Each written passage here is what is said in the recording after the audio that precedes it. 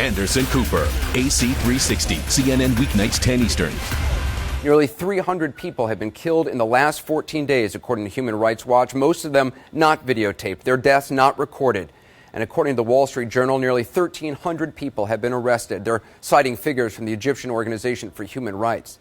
Some of those 1,300 people have been released, but others still held, and we don't know where, and we don't know what's being done to them. According to several New York Times personnel who were held by the secret police a few days ago, they could hear captured Egyptians being beaten, tortured, crying out in pain. That is the truth of the Mubarak regime. They have blood on their hands, and the question tonight, are they really going to change for themselves? You're going to hear from our reporters on the ground in a moment, also in Washington, and we'll talk to Mohamed ElBaradei, a leading opposition figure. But we begin, as always, tonight, keeping them honest. And tonight we begin by focusing on the lies the Egyptian government continues to tell.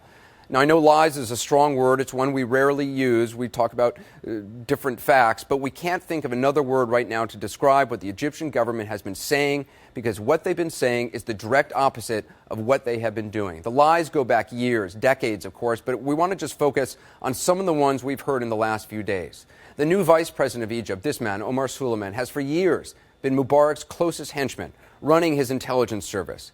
Now, he says his government has accepted many of the protesters' complaints. He says they're reaching out to opposition leaders.